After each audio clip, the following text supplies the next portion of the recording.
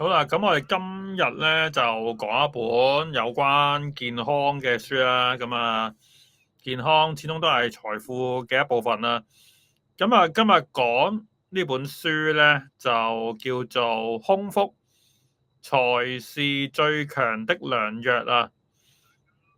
抗癌成功醫師打造不易生病體質的終極飲食法。咁啊，呢個咧亦都有可能徹底改變你健康觀念嘅方法啊！咁啊，有好多人咧都成日聽話病從口入啦，咁但係我哋一直忽略咗咧健康咧，其實係可以咧從唔食嘢開始嘅。咁呢本書嗰個核心咧就係話空腹咧就係我哋與生俱來最大嘅良藥啊！咁佢咧就唔係要你捱餓受苦啦，即係作者咧就之前都講咧，啲人一聽到話唔食嘢，咁咪真係好辛苦咯。咁佢而家咧就係教你用一個聰明嘅方法咧，令到身體咧係啟動自我修復嘅 reset 掣，即係重新開機。咁啊，從根源上咧去解決現代人咧，因為食得太多太密咧，導致嘅各種問題啊。咁啊，大家可能諗一諗啦，咁可能由細到大，我哋都會認為咧，一日食3餐咧係非常之正常嘅。但係有冇諗過咧？就係呢個我哋聽開咗好多年嘅嘢咧，可能咧其實就唔係好啱嘅。咁呢本書咧，佢開宗明義就係話咧，一日3餐有益健康咧，其實係一個錯誤嘅概念嚟嘅。咁點解咧？係因為我哋大部分運動量唔多嘅人嚟講咧，一日3餐咧係會導致食得太多，而食得太多咧就係好多病嘅根本來源啦。咁你都會係見到咧，我哋而家上高咧就話咧，因為佢係作者日本人嚟嘅，咁你會見到咧，佢就話81%嘅日本人咧平均食3餐啦，70歲以上咧就超過咗90%啊。咁啊，而話80%以上嘅人咧，其實咧都係食得過多嘅。咁啊，點樣先至知道咧係自己係食得係咪真係好多咧？咁其實咧身體咧係有俾信號我哋嘅。咁如果你食飽飯咧就攰到咧擘唔開眼咧，咁或者咧成個腸胃唔舒服咧，咁有可能咧，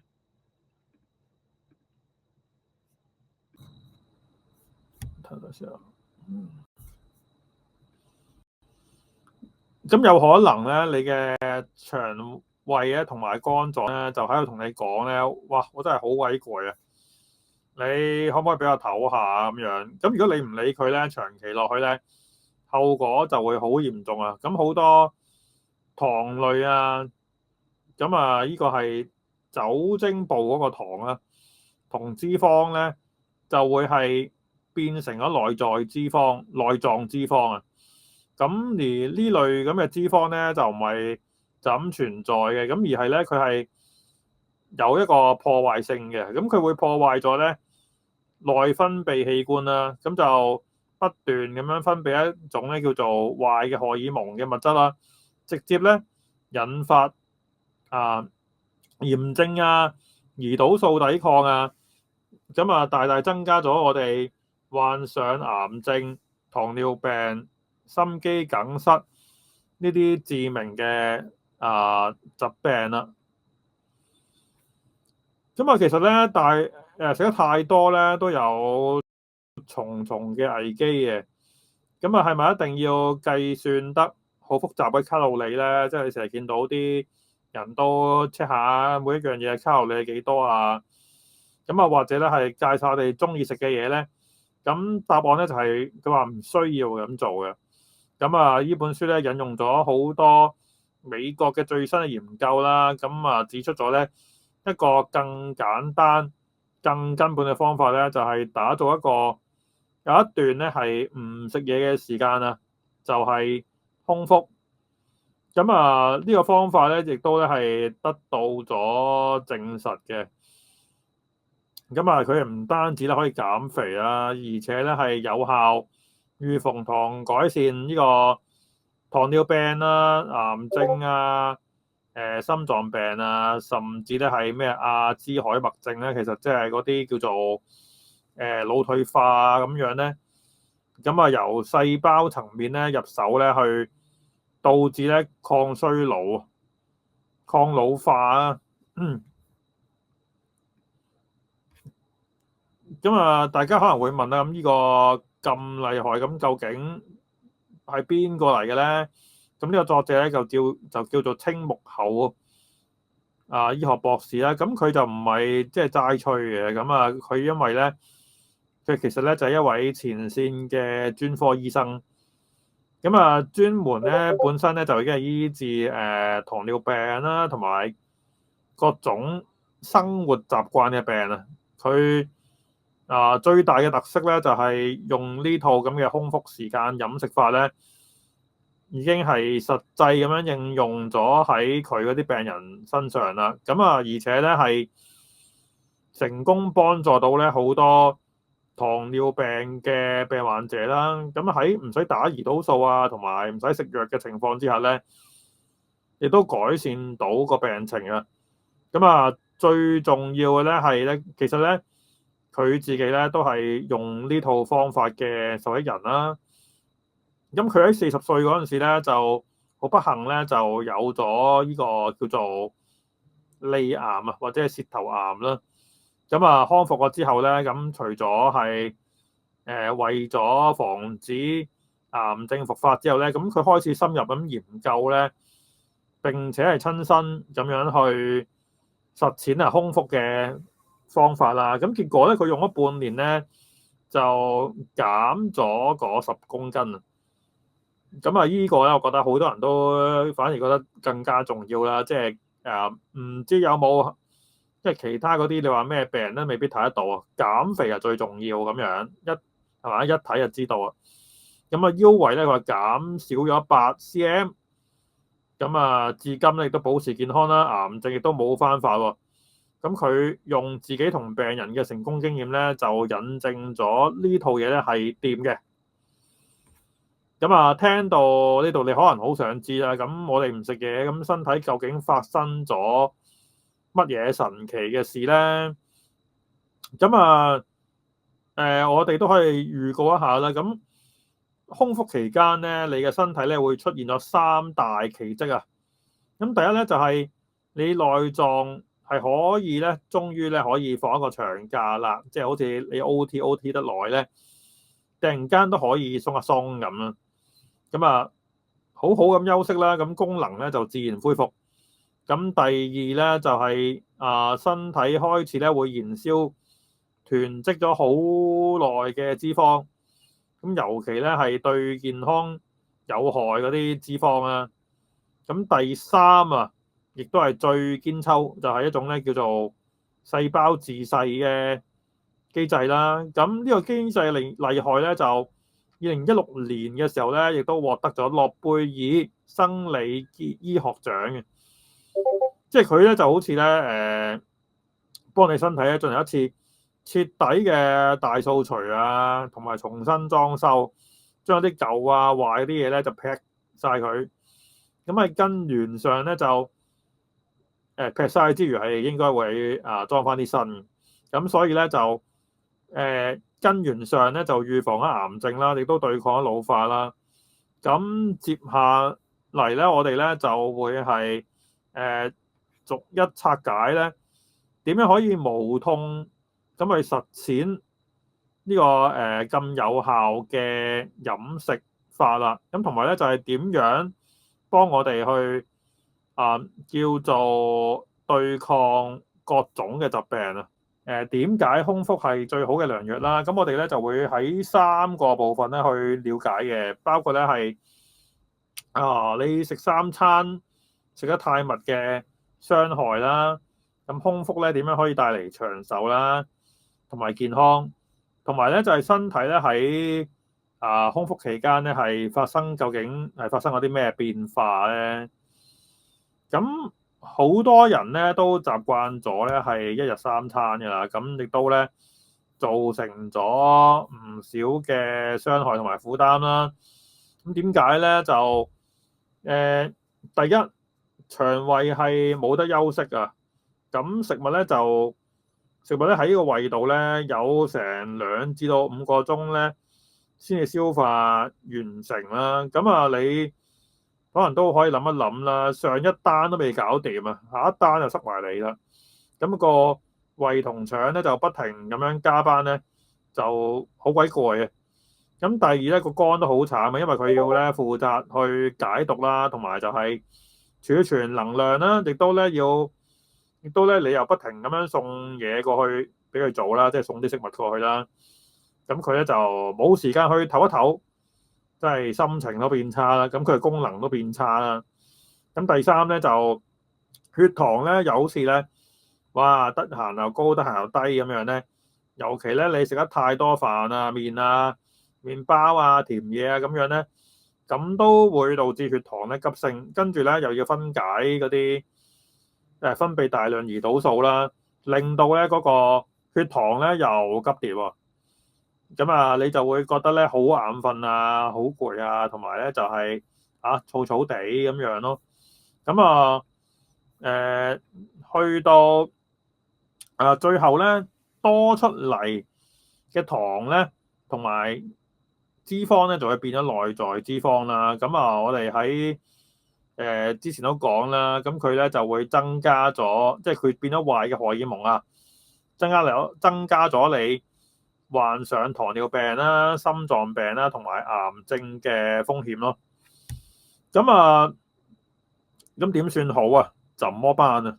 咁佢咧就係話咧，你要打造一個空肚嘅時間啦。最新嘅研究咧，美國最新研究發現咧，就適當咁樣斷食咧，就可以有效咁預防頭先講咗幾樣嘢啦，糖尿病、癌症、心臟病同埋咧就係腦退化。咁當中最大關鍵咧，就都有略略提過，之前就係細胞自噬嘅機制啦。咁如果你連續16粒鐘咧就唔食嘢咧，身體咧就會係啟動呢個好似你電腦嗰啲叫做清洗嗰個功能啦。咁你將嗰啲咧好似啲多餘嘅媒體檔案啊嗰啲咧就掉咗佢啦。將嗰啲老嘅壞嘅蛋白質咧都拆咗佢啦。再裝翻啲新嘅健康嘅蛋白質出嚟啦。咁成個細胞咧就好似翻新過一樣，後生咗。仲有咧就係當你空腹咗超過10個鐘之後咧，你個身體咧會開始咧燃燒脂肪啦。做咗一個能量，產生一種咧叫做酮體嘅物質。咁呢種物質咧可以幫我哋咧嘅神經細胞對抗發炎嘅。咁所以話咧空腹咧或者空肚咧，其實咧就唔係捱餓，而係咧俾個機會咧個身體咧係自我修復啊。如果你想年輕啊，同埋就係健康咧，咁呢個都係一個秘訣嚟嘅。咁我哋睇下咧，究竟身體喺空腹期間咧有什麼嘅事情發生啦？咁第一咧就係內臟咧係可以放下假、休下息咁樣啦。消除疲勞。咁之前消化不良啊，或者係便秘啊嗰啲咧都可以得到改善嘅。咁第二咧就係脂肪燃燒啊。咁你最後一餐喺10個鐘之後咧，身體就會開始分解脂肪。咁尤其咧係對健康最大威脅嘅內在脂肪啦。最先咧就攞去咧燒毀咗佢作為能量嘅。跟住咧血液入邊咧嗰啲油啊同埋糖咧都會降低，令到咧嗰個血液循環都會好咗嘅。咁你高血壓同埋咩手凍腳凍嗰啲咧問題咧都會自然改善啦。咁第三咧就都提過幾次啦，就係佢會清除咧嗰啲舊嘅或者係老嘅冇用嘅物質啦，咁啊製造一啲新嘅蛋白質啦。咁呢樣嘢咧就可以抗老化啦、預防疾病啦，同埋提升免疫力啦。咁第四啊，當然係促進呢個抗氧化酵素產生，促進抗氧素係啦。咁啊減少咧活性氧對細胞嘅傷害啦，咁啊導致你嘅樣啊都可以年輕啲。咁啊空腹等先啊。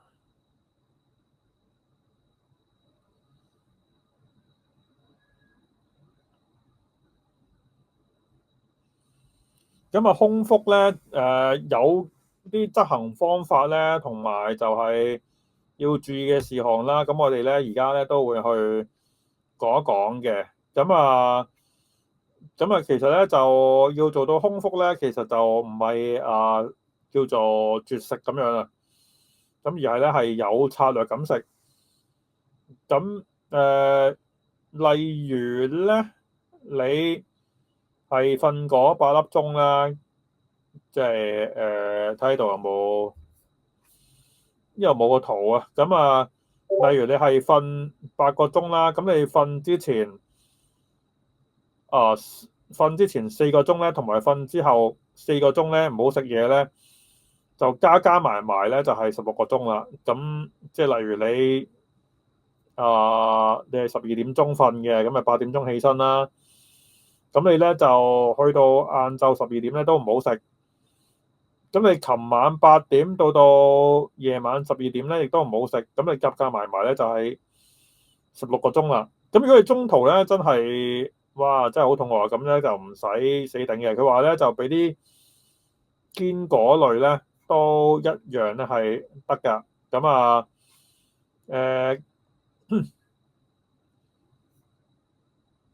咁總言之咧，我哋頂一頂肚啦。咁記住咧，我哋嘅目標咧就唔係折磨自己啦，而係咧輕鬆咁樣令到自己個 body 咧就重新開機嘅。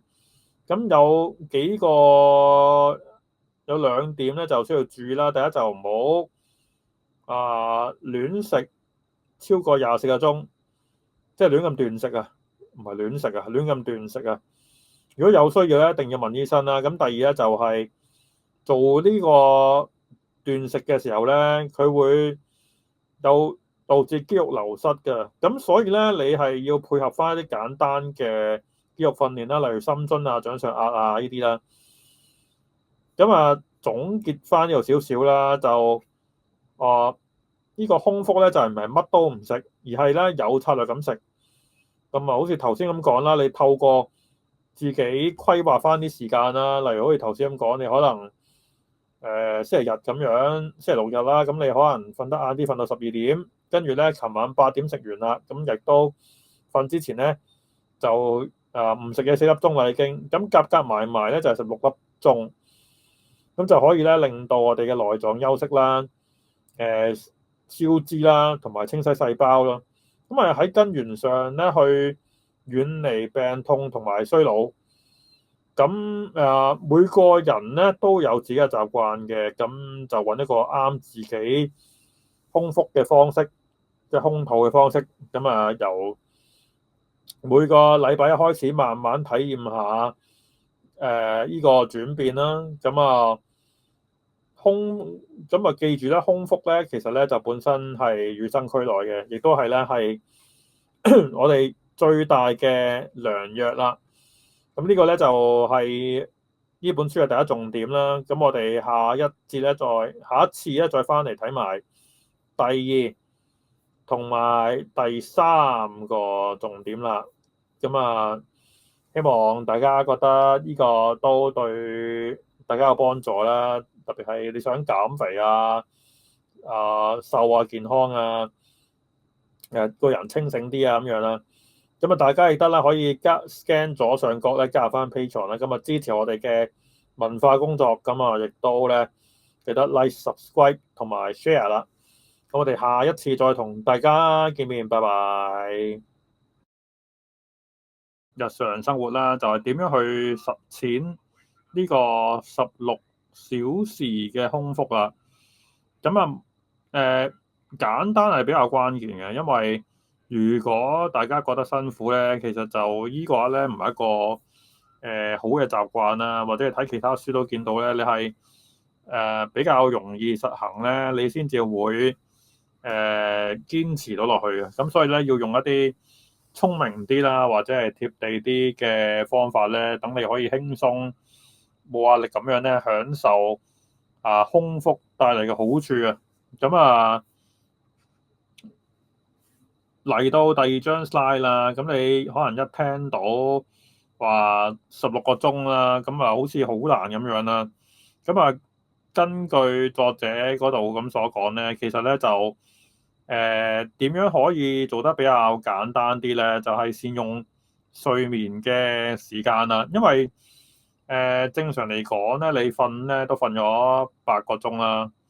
咁跟住咧，你起身4個鐘咧，同埋瞓前4個鐘咧，加埋咧，就係等於翻16個小時嘅斷食噶啦。咁啊，呢啲咧係睇下你點樣褪嚟褪去咧，褪翻16個鐘出嚟啦。咁好似佢話，假設咧你係11點鐘瞓覺，咁跟住咧7點鐘起身啦。咁你自然然咧就好似佢呢個表寫咗啦，就係8個鐘咧已經空腹噶啦。咁剩低嗰個8個鐘咧，就係包括咧，就係如果你7點食完晚飯啦，咁啊跟住去到瞓咧就已經4個鐘啦。咁起身咧去到11點咧都唔食嘢咧，咁就已經搞掂噶啦。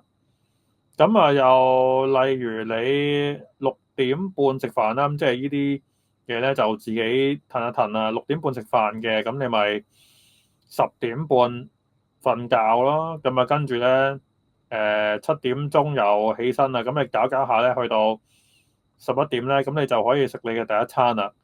咁啊真正需要你有意識係堅持唔食嘢嘅時間咧，其實咧就只係得翻7點至到11點，即係朝早7點啦，去到11點咧呢4個鐘啦。因為你6點半去到10點半以下，其實你飽噶嘛，所以其實你係唔需要捱噶嘛。咁啊，其餘嘅時間咧，其實咧你就都係瞓覺啊，做下其他嘢咧，咁就已經不知不覺咧就16個鐘。咁呢個方法咧就係好處就係唔係太辛苦啦，又唔使一段空腹嘅時間啦，因為你瞓咗啊嘛。咁咧佢另一部分咧，佢就話咧咁可能你開始嘅時候咧就未必咁習慣啦，有時你真係會餓到咕咕聲咧，咁點算好咧？咁佢話咧就唔好死定嘅，因為佢話其實呢個我都覺得係任何習慣都係嘅。如果你覺得好辛苦咧，其實你都應該係會好快放棄嘅。包括你好似做 gym 啊、跑步啊，即係例如你跑步一開波就已經跑你10公里嘅，咁跟住做 gym 又做到通頂咁樣咧，咁你其實咧都應該好難咧維持落去嘅。咁所以咧佢咧就提議一個咧就叫做烘烤堅果。咁啊點解一定要係冇調味料同埋烘烤咧？就因為咧如果有嗰啲蜜糖啊或者係鹽酥啊呢啲咧，就會刺激你嘅食慾啦。咁就令你想食得更多，而且咧鈉含量咧同埋糖分咧都會高咗。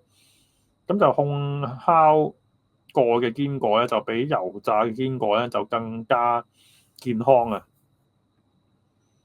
咁啊依度咧佢話點解為佢啦？就包括係優質嘅脂肪啦，有飽肚感先啦，亦都咧唔會令到血糖急升啦，亦都佢本身亦都有維他命嘅。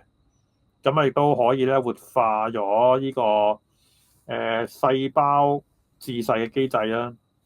咁啊，至於頭先講咧，優質脂肪同埋纖維咧，就係佢起碼你一個飽肚感咧，咁你食一少少咧就搞得掂。咁佢亦都咧係唔會好似你食餅乾啊、麵包咧，導致咧你血糖咧急升急跌啊。咁啊，所以咧呢個亦都係第二點嘅好處啦。咁啊，佢都第三點咧，亦都有 Omega 3嘅，即係有同埋咧維他命 E 啦。咁啊，對皮膚咧、頭髮咧都係好好嘅。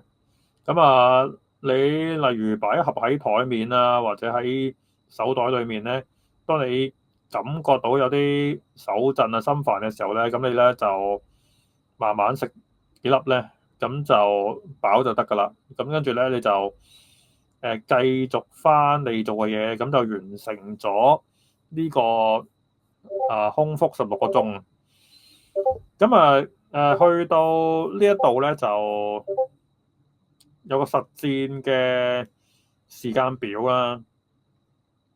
咁啊，具體嘅時間咧，就例如下晝6點就食咗第一餐晚餐啦。咁啊，呢個都係自己褪啊，因為你褪後2粒鐘咧，即係你正常可能香港人就因為我知內地人有啲係6點真係食飯嘅，即係唔係講笑。咁啊，跟住你香港你可能8點食飯啦，咁咪12點瞓覺啦。跟住第二朝早上咧，佢話10點就先至當係你嘅第一餐。咁啊，咁樣安排咧就足足16個鐘啦。咁啊，適合邊啲人咧？就係長者啦，通常就係早食晚餐同埋早瞓啦。嗱，咁呢個第一個例子啊，如果印象中就之後有第二個例子咧，就係比較晏啲嘅。咁就家庭主婦啦，因為佢唔使話晨操就起身噶嘛。咁啊，朝早咧唔係好餓嘅上班族啦。咁我覺得我自己都係嘅，即係其實就你反而朝早咧就唔即係好少話咁有胃口咧，係咁食嘅。咁所以你可以咧調翻轉咧，係朝早咧比較晏啲嘅時候先食嘅。咁佢話咧就佢認識到一個太太咧，就朝早咧就唔使煮早餐嘅，仲多咗時間咧去舒展筋骨啦。咁而且咧，因為夜晚早食咧，佢發現咧個肚啊冇咁頂啊，瞓覺嘅質素咧都好咗啦。咁到朝早10點先食嘢咧，佢話嗰陣時咧先至係覺得肚餓，咁啊食得特別滋味啦。咁呢個模式咧係非常符合咧人體咧日出而作、日入而息嘅生理時鐘嘅，亦都對身體負擔咧係最細嘅。咁呢一個咧就第二個例子啦，就係白天空腹營啊。咁你見到咧就係6點咧就晨早就食翻個豐富早餐啦。咁跟住咧就去到夜晚10點咧，先至係食第二餐晚餐。咁樣咧你就空腹嘅時間咧，就由朝早6點去到夜晚10點啊。咁呢個咧嗱，6點朝早去到夜晚6點就12個鐘啦，再6+4咧就係10點啦。咁所以咧就係16個鐘。咁呢個咧就對我嚟講就覺得比較難啲啦。咁但係佢話適合啲咩人咧？就係唔食早餐會死嘅人咧。咁啊，朝早唔食嘢會手軟腳軟啊，冇精神開會啊，成日要 OT 啊。咁的確對於某啲人咧，我都識得有啲朋友咧就話中間其實咧都唔得閒食嘢噶啦。咁所以咧晚餐時間咧根本早極都有限。咁啊，仲有邊啲咧就係一做嘢咧就已經忘我嘅專注型啦。咁啊已經唔識得肚餓啊。咁啊，意想不到嘅優點係咩咧？就工作效率提升啦，咁即係堅抽啦，因為你都唔使食嘢，唔使屙屎咁滯。咁就午飯之後嘅飯氣攻心咧都冇埋嘅。咁下晝咧又唔會瞌眼瞓啦，思路咧都會比較清晰啦。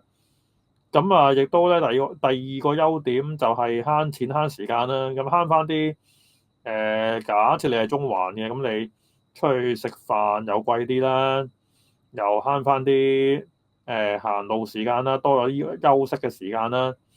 咁或者係做多少少嘢啊，早啲收工。咁社交亦都影響細啲啊。好多時咧，重要嘅商業應酬咧都係晚餐嘅，咁就唔使擔心點解你唔食嘢啦。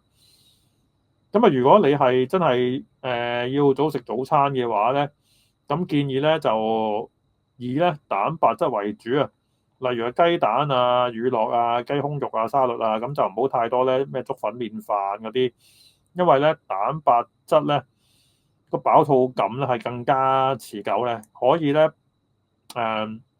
叫做幫你更加容易咧度過白天嘅空腹嘅時間啦。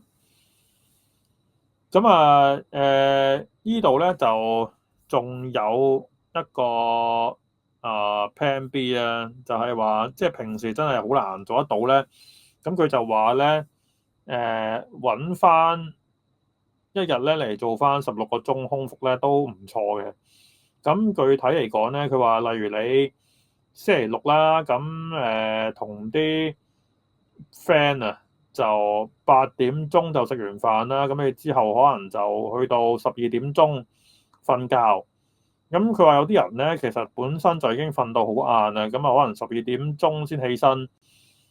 咁你喺前一晚嘅8點咧，去到後第二日嘅晏晝12點咧，咁其實咧你咪已經完成咗16個鐘嘅斷食咯。咁佢話效果係咪有保證嘅咧？咁佢話絕對有嘅。咁啊，就算咧你一星期咧只係做一次咧，只要你達到16個鐘嘅門檻咧，咁身體一樣咧係會開始分解脂肪嘅。咁啊，並且咧啟動咧呢個細胞自噬呢個大掃除機制嘅。咁你可以將佢理解為咧係將你身體咧進行一個一星期一次嘅大掃除咯。咁啊，清除翻呢個禮拜食得多啊、食得雜，咁啊積落嚟嘅負擔。咁啊，千祈咧就唔好因為咧做唔到日日斷食咧而氣餒啦。咁佢話咧簡單啲起步咧就係只係做一個禮拜一次咯。咁跟住咧佢話呢一個咧都要配合一個簡單嘅肌力訓練嘅。佢話點解咁重要咧？就話佢都話咧，即係空腹咧就唔係完美無瑕啦。咁其實咧身體咧揾唔到外來嘅能量嘅時候咧，咁佢當然會燒咗啲脂肪啦。咁但係咧，你控制唔到咧，佢都會燃燒埋啲肌肉嘅。咁肌肉點解對我哋咁重要咧？咁啊就唔係淨係得個好睇，咁而係咧你喺基礎代謝率嘅保證嚟嘅。咁肌肉越多咧，你就算坐喺度咧，身體都會消耗能量多咧，冇咁易肥嘅。咁如果你因為斷食而流失咗肌肉咧，咁就會變咗咧容易肥啊。咁就會同我哋追求健康咧有少少背道而馳啊。咁所以解決方法咧就唔係你去做 gym 啦，而係講緊咧簡單啲就係屋企做得到嘅運動，包括咧就係深蹲啦，即係起身去廁所嗰陣時咧就順便做5至10下啦。咁啊，佢話掌上壓都得嘅。咁就如果你做唔到咧，你可以扶住個牆嚟做啊。咁我覺得個意思即係當埲牆係地下啩，仰臥起身啦。咁你坐喺電視機咧，就喺肩上咧做翻10幾下啦。行樓梯啦，咁啊放氣升降機啦，每日行幾層樓。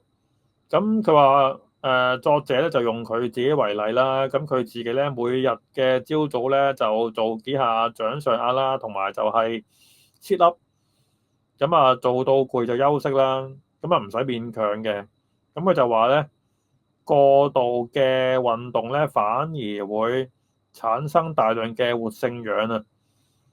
咁啊對身體咧造成壓力，咁所以咧反而咧係要輕輕鬆鬆咧，持之以恆咧先至係最好的啊！咁啊去到呢一度咧，佢又彈咗兩個例子啦。咁佢話即係第一位咧就係50幾歲嘅上班先生啦，上班先生。咁佢咧就最初就因為咧發現咗咧自己有即係脂肪肝啦，同中性嘅脂肪而嚟求揾佢幫手嘅。咁佢咧好中意咧就飲酒。咁咧就個醫生咧就建議佢咧就又做下啲斷食啦。咁佢選擇咗咧就係跳過咗午餐，咁就由朝到晚咧就有一段時間唔食嘢啦，即係好似我哋頭先舉咗一個方法啦。咁結果咧1年之後咧，佢嗰個應該係叫做中性脂肪咧就降到去207。咁就脂肪肝咧就得到改善啦，輕咗7kg 啦，即係由338咧就降到去207啦。咁體重就當然係輕咗啦。咁以往咧佢食飽之後覺得攰咧，隻眼睜唔開個感覺咧都消失咗。咁取而代之咧就係大腦清晰咗啦，專注咗啦，對佢返工咧都有幫助。咁第二位咧就係一個60幾歲嘅家庭主婦啦。咁佢最煩惱咧就係又肥又血壓高。咁佢平日咧就斷食12個鐘，即係週末咧先至咧斷食返24個鐘。咁啊，淨係3個月嘅時間咧，咁佢就已經減咗4kg 啦。咁血壓超標咧，亦都咧由135咧降到返去正常121啦。咁佢最困擾嘅便秘咧，都竟然咧自己通返啊，見臭。咁啊，成個人咧都後生咗，精神咗。咁佢話呢兩個例子咧，就話俾你聽咧，無論係男定女啦，返工唔返工啦，都可以咧揾一個即係冇藉口啊，即係由一個自己合適嘅節奏咧，就做你做一個令人鼓舞嘅事啊。咁啊，特別係通便秘咁啊。咁啊，呢個咧就係佢嗰個3個步驟啦。第一步就係規劃啦。咁啊，核心嘅思想咧就係善用翻，即係你諗下緊你邊段時間係唔食嘢啦，善用翻你嗰個睡眠嘅時間啦。咁啊唔使諗住點樣去硬冚呢16個鐘嘅。佢話揾翻你係屬於咧係啱做一個夜晚嘅空腹型啊，定係白天嘅空腹型啊。咁第二步咧就係執行啊。咁就佢話就唔使死頂啊。咁啊餓咧就食下啲堅果咯。咁啊冇調味嘅堅果。咁啊如果餓嘅時候咧就唔好同佢對抗啦。咁你循序漸進咧就會慢慢養成呢個習慣。咁亦都嚟到第3步啦，就係即係你養成到習慣咧就可以堅持啦。咁佢話核心嘅思想咧就係配合運動，每個禮拜開始咧就得㗎啦。咁啊記住做翻啲簡單嘅肌肉訓練咧。咁啊同埋咧保持靈活，即係就算咧你只係成功一個禮拜咧做到1次咧，咁都已經 OK 嘅。最緊要咧係持之以恆，盡力而為啊。咁呢啲咧就會係輕鬆啦、靈活啦、冇壓力啦，就亦都咧可以對你嘅身體咧叫做重新 restart 嚇。咁叫做清理下啲唔健康嘅嘢。咁大家咧都可以試一試嘅。咁呢一個咧就係呢本書嘅第2個重點啦。因為咧第3個重點咧就係空腹力帶嚟嘅健康回報啦。從內到外咧就全面改善健康啊！咁啊，上次咧我哋咧就已經了解咗點解要斷食，同埋就係點樣可以輕鬆去做啦。咁而家咧就要睇下咧，究竟你俾咗嗰個身體休息之後咧，咁會有啲咩回報咧？咁啊，呢啲咧回報咧就係有實質嘅健康改善嘅。咁由我哋最擔心嘅內臟脂肪啊、血糖到癌症，同埋咧啲老人痴呆咧，甚至係咧抗老化咧，咁斷食咧都可以幫到手嘅。咁啊，我哋會用一啲好具體嘅例子咧，嚟幫大家明白呢個方法咧有幾咁厲害嘅。咁啊，首先我哋講下個肝啦。咁啊，而家有好多人咧都有肝脂肪，唔係肝脂肪，係脂肪肝。咁啊，即係咧個肝咧就好似一塊肥豬肉咁咧，就浸滿咗油。咁點解會咁咧？就係因為咧我哋咧朝早食咗麵包啦，咁晏晝咧食咗個飯盒，咁啊下晝飲埋杯珍珠奶茶咧，咁所有多出嚟嘅糖分咧，由於嗰個身體處理唔晒咧，就會變成咗脂肪，咁啊塞咗喺個肝度嘅。咁啊例子咧就好似我哋書入邊咧有個50幾歲嘅讀者啦，翻工好忙啊，咁啊成日咧就出去食飯，咁啊公司體檢咧就發現咗佢有脂肪肝啦。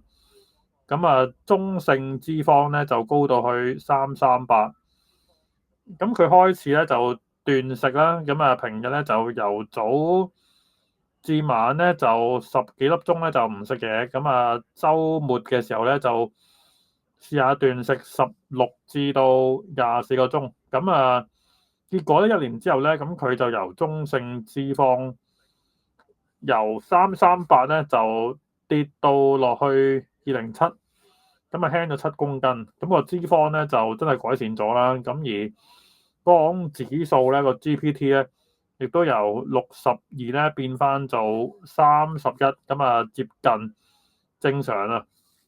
咁點解會咁啊？因為你十幾個鐘唔食嘢咧，身體咧就冇咗新嚟嘅糖分啦，咁啊被逼咧就拎翻咧啲存貨，咁即係咧你要喺脂肪度咧攞翻出嚟啦，咁啊燒咗佢咧就做燃料啊。咁呢個咧就係一個直接幫個肝咧通渠啦、抽脂嘅過程。咁同樣道理咧，對糖尿病咧亦都非常之有幫助嘅。咁當你減少咗進食次數之後咧，血糖咧就唔會好似過山車咁咧上上落落。嗰個胰臟啊，咁啊即係製造胰島素嗰個器官啦，就唔使做到咧索索地咁啊。咁啊有案例就顯示啦，咁啊只要你斷食咗3個月之後咧，反映咧3個月嘅平均血糖，即係糖化血色素咧，就可以下降咗0.6%。咁呢個跌幅咧，對糖尿病嚟講咧，即係糖尿病嘅人嚟講咧，已經係好顯著嘅進步嚟㗎啦。咁啊，去到回報2啦，咁啊回報2咧就係降低癌症嘅風險。咁啊，第一個例子咧就頭先講嗰個內臟脂肪啦。咁佢咧其實咧就唔止令到你肚腩大嘅，咁啊佢咧其實咧係一個好活躍嘅器官咧，會分泌一個叫做壞嘅荷爾蒙啦。咁啊呢啲物質咧就好似咧癌細胞嘅生長激素咧，佢會鼓勵咧佢哋不斷增生。咁斷食咧就好似一個咧剎停掣咁樣，透過分解咗嗰個內臟脂肪咧，直接 cut 咗癌細胞嘅糧食啊。咁第二個例子咧就係咧我哋咧成日食得多咧血糖高，咁身體咧就要不斷咁樣分泌胰島素。咁當血液咧長期有高濃度嘅胰島素嘅時候咧，佢會發出一個錯誤信號啊，令到一啲咧本來應該咧係要自我毀滅嘅壞細胞啊，即係癌細胞嘅前身咧就會唔識死，仲要咧係不斷分裂。咁空腹咧或者斷食咧就可以令到胰島素咧同埋佢嘅細胞咧有得休息。等到咧嗰個信號系統咧恢復翻正常。有研究顯示咧就話有跟進咗400萬人之後咧，發現咧如果嗰個腰圍每操100厘米咧，咁嗰個肥胖相關嘅癌症風險咧就會提高咗13%。咁另一個日本咧個研究就顯示咧，糖尿病咧嘅人咧係患癌症咧係比正常人咧係多出1.2倍。咁所以咧透過斷食咧去控制腰圍啊同埋血糖咧，就等於直接降低呢個百分比嘅。咁最後咧仲有我前講嘅細胞自噬咧，就係呢個清道夫機制咧。咁喺你斷食咗16個鐘之後咧，就會去到呢個細胞裏面咧大掃除，將一啲有可能已經受損啊壞咗嗰個零件咧拎走啦，咁就變相減少咗細胞咧學壞，咁變咗癌嘅機會啦。嚟到回報3咧，咁就係有關改善高血壓啦，同埋就係保護心血管。高血壓咧就好似一啲無聲嘅殺手啦。大家可以諗下啦，你嗰個水管咧，如果裡面咧都生鏽啦，或者係好多嘢咧塞住咗啦，咁個水掣開到好大咧，先有少少水咧滴出嚟，咁個水掣咧同嗰個水壓咧就會好大。咁我哋嗰個血管咧同個心臟咧就係咁啦。其中一個例子咧就話啦，60幾歲嗰個女讀者啦，咁佢嗰個身高咧就155cm，咁但係咧就有成78kg 嘅，差唔多一啲男人嘅重量啦。血壓咧就去到135超過標。咁佢開始咧就試下斷食啦。平日咧就夜晚9點啦，去到第二朝9點咧就唔食嘢。週末咧就斷食咗24個鐘。3個月之後咧，咁佢就輕咗4公斤。血壓咧亦都翻去121啦。回復翻正常嘅水平啊。因為咧，當你斷食嘅時候咧，身體就會開始燃燒翻血液裡面咧多餘嘅脂肪同埋糖分啦。嗰個血液咧就冇咁黐啊。流動咧亦都順暢啲。同時咧，血壁上面咧就會即係黐住嗰啲咁嘅脂肪咧，亦都清走嗰啲啦。條路咧就通翻啲啦，心臟咧亦都冇咁辛苦啦。血壓咧就自然咧就落翻嚟啊。尤其係因為咧內臟脂肪引起嘅高血壓咧，斷食嗰個嘅效果更加明顯，因為佢係從根源咧去解決問題啊。依個去到呢一度咧，呢個回報4咧就係預防呢個老人痴呆啦。年紀大咧記性差啦。原來腦健唔健康咧同嗰個肚腩大唔大、血糖高唔高咧都係有關係嘅。有個例子同研究咧就係日本有個好出名嘅九三丁研究。跟進咗嗰個居民咧，當地嘅居民咧好多年啦。佢發現咧原來咧糖尿病咧患上呢個阿茲海默症嘅風險咧就比血糖正常嘅人咧高出1.2倍嘅。其中一個理論咧就話過多嘅內臟脂肪同埋胰島素咧就會阻礙咗大腦咧清除一個叫做 beta 類嘅澱粉蛋白嘅垃圾。呢啲咁嘅垃圾咧，好似腦入邊嘅帕金遜。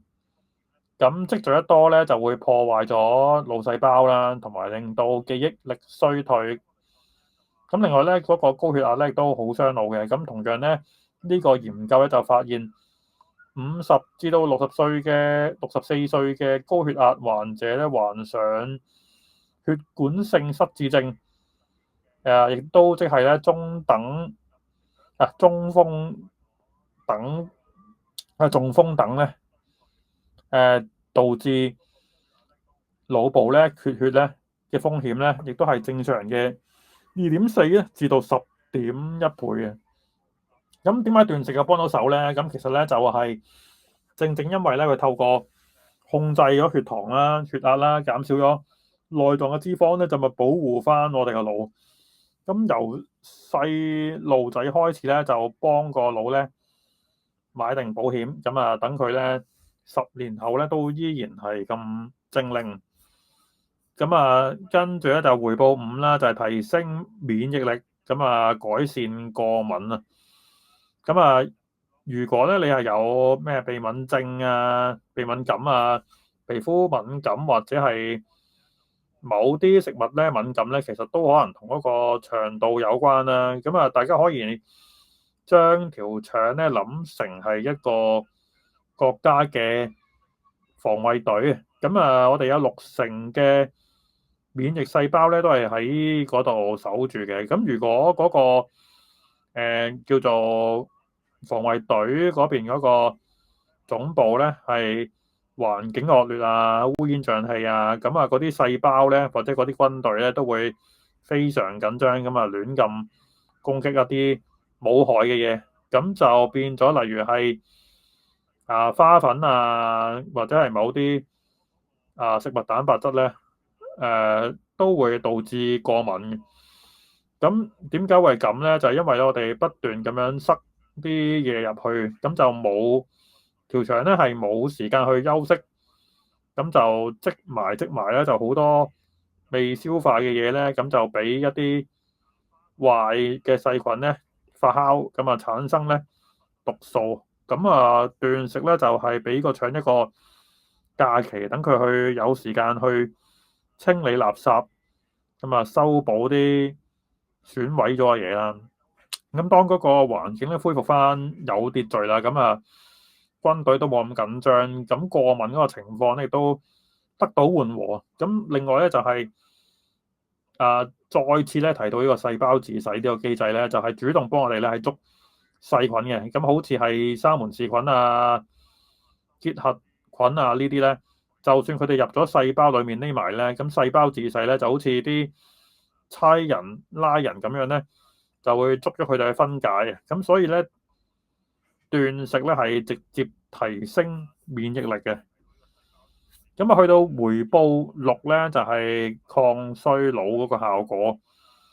咁啊老化，咁呢個斷食咧點樣可以幫助到老化咧？即係抗衰老應該話。咁啊呢個咧就係關呢個粒線體有關啦。咁大家咧當我哋身體咧每一個細胞咧都係一間工廠咧，咁就而粒線體咧就係工廠裡面嘅發電機啦，負責產生能量啊。咁後生嘅時候咧，咁個發電機又新淨啊，發電又足咧，廢氣又少啦，即係活性氧啦。咁但係隨住年紀大咧，食得多咧，嗰啲發電機咧就開始老化。咁啊唔單止係發電啦少咗啊，咁啊令人咧成日好鬼攰。咁啊排出咧大量廢氣，即係活性氧啊。咁呢啲廢氣咧就會令到嗰個細胞咧或者工廠咁樣咧生鏽啊、老化，咁導致咧出面睇上嚟咧就皮膚有皺紋啊、有包有斑啊。咁啊入邊咧亦都有肌肉流失、機能衰退啦。咁啊斷食點樣可以逆轉呢個過程咧？咁就係當你斷食咗16個鐘之後咧，身體咧亦都係話呢個細胞自噬咧噏咗好多次。咁佢咧就會係走翻入去嗰個工廠啦，亦都係將呢啲又壞又舊嘅粒線體咧，咁啊拆走啦，即係呢啲好似換電器一樣啊，咁啊換翻部新嘅落去，咁啊成間工廠咧就會係能量十足，廢氣大減，咁成個人咧亦都會由內而外咧，咁就充滿活力，皮膚咧亦都會乾澤咗啦，個人咧都冇咁攰嘅。咁喺一斷食嗰個情況之下咧，咁身體個亦都會分泌咗更多嘅生長激素。後生仔咧就靠佢嚟長高嘅，咁人大咗咧就係幫我哋去增肌啦、分解脂肪啦，同埋製造骨膠原嘅。咁所以咧空腹咧就唔單止係令你瘦啦，而且係瘦得比較結實，線條好睇，塊面咧亦都冇咁凹，冇咁多皺紋啊。咁啊有研究話咧，40歲嘅人生40歲嘅人咧，個生長激素咧分泌咧得翻咧20歲嘅一半啊。咁所以咧空腹咧或者係斷食咧係一個比較自然同埋安全嘅方法咧，去提升翻佢嘅。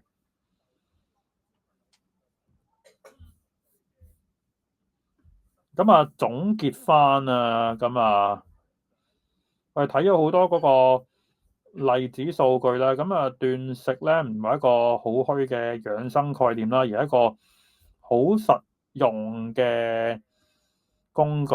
咁啊好似一個萬能 key 咁樣啦，可以將脂肪肝啊、糖尿病啊、嗰啲癌症啊、老人痴呆咧呢啲咁嘅問題咧都搞掂晒。咁最後咧連抗老化咧呢個咧都解鎖埋啦。咁佢一個核心嘅力量咧就係要喚醒翻我哋身體本身係有一個能力咧去復原嘅，咁就係不停咁講嘅細胞自噬啦。